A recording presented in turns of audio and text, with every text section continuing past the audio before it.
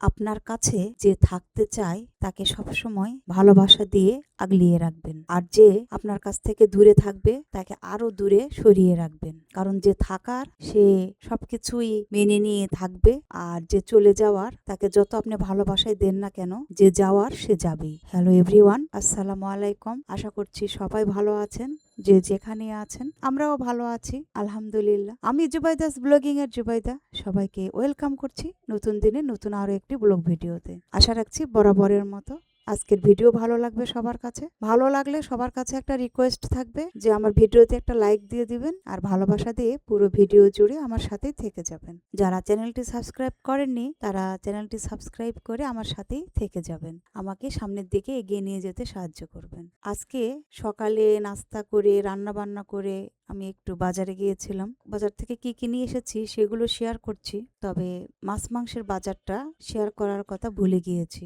কারণ একটু তাড়াহুড়া ছিল, কারণ ছেলের জন্য খাবার নিয়ে যেতে হবে। এজন্য আমি সকালে নাস্তার পাশাপাশি রান্নাটাও করে নিয়েছি। সবকিছু রেডি করে তারপরে আমি বাজারে গিয়েছিলাম। তো তাড়াহুড়ার মাঝে আমি মাছ মাংস যে নিয়ে এসেছি সেটা এনে ফ্রিজে রেখে দিয়েছি। ভিডিও আর করতে মনে ছিল না, এজন্য দেখাতে পারলাম না। তো শুকনা বাজার যেগুলো নিয়ে এসেছি সেগুলো কিছুটা শেয়ার করছি আপনাদের সাথে।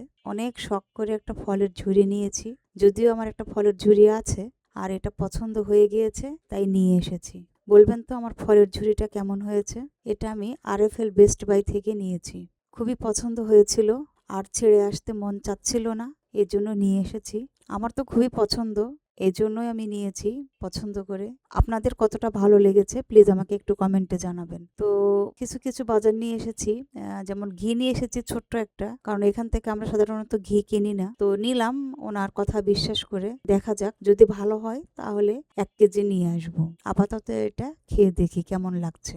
আর অল্প কিছু কাঁচা বাজার নিয়ে এসেছি, আর তার সাথে নিয়ে এসেছি ছোলা আর চটপটির ডাল। কারণ আমার ছেলে মাঝে মাঝে যখন কোচিং থেকে আগে চলে আসে তখন সে নাস্তা খেতে চায়, আর সে যেহেতু অনেক পরিশ্রম করে তাকে একটু ভারী খাবার দেওয়া ভালো, আর যাতে এনার্জি ভালো থাকে, তার জন্য আমি ছোলা নিয়ে এসেছি। তবে তার জন্য খেজুর আমি রেখেছি, খেজুরটা ভিডিও করতে ভুলে গিয়েছি।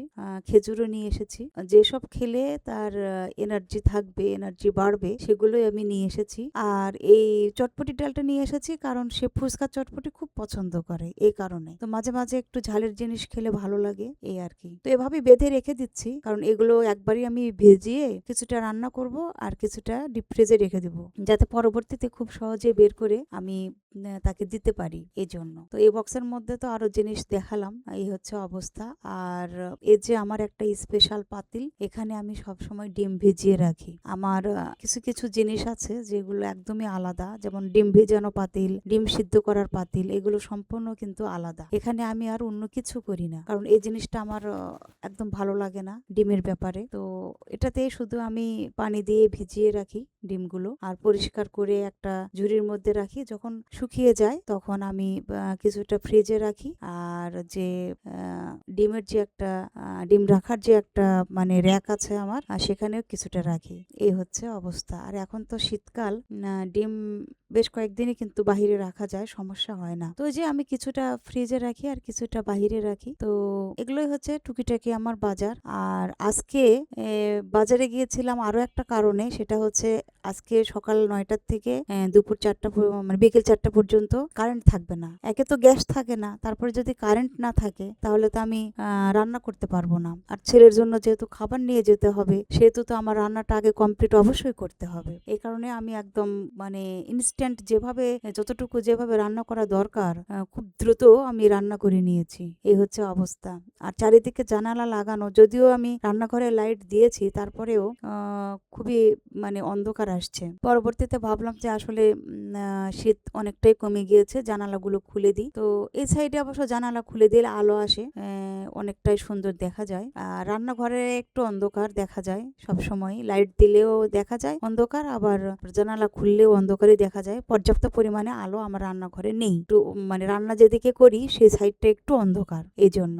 আর এত পরিমাণে আমি ব্যস্ত যে আসলে পরিষ্কার করব যে চুলা, সেটাও সময় পাচ্ছি না। তবে সময় মতো আমি সবই করে নিই, কারণ আমার তো মানে সময়ে বেঁধে দেওয়ার মতো অবস্থা। এই সময়ের মধ্যে আমাকে এই কাজটা করে নিতে হবে, ওই সময়ের মধ্যে ওই কাজটা করে নিতে হবে। তো কেক আমি বানাতে পারি, কিন্তু কেক এভাবে কখনো ক্রিম দিয়ে ফিনিশিং আমি কখনো করিনি। তো ভাবলাম যে আজকে একটু চেষ্টা করি। চেষ্টা করতে আপত্তি কি? মানুষ চেষ্টা করলে তো অনেক কিছুই পারে, আমি কেন পারবো না? যা পারি সেটাই করব। এজন্য এই যে কেক বানিয়েছি, তারপরে উপরে একটু ডিজাইন করেছি ক্রিম নিয়ে এসে। আমার বিটার আছে, সেটা দিয়ে বিট করে নিয়েছি। এতটা যে ফর্মটা যে এত ভালো হবে আমি আসলে কখনোই বুঝিনি। মানে আমি নিজেই অনেক খুশি। আর এই যে অবস্থা দেখতেই পাচ্ছেন, প্রথম বানালে যেরকম হয় আর কি,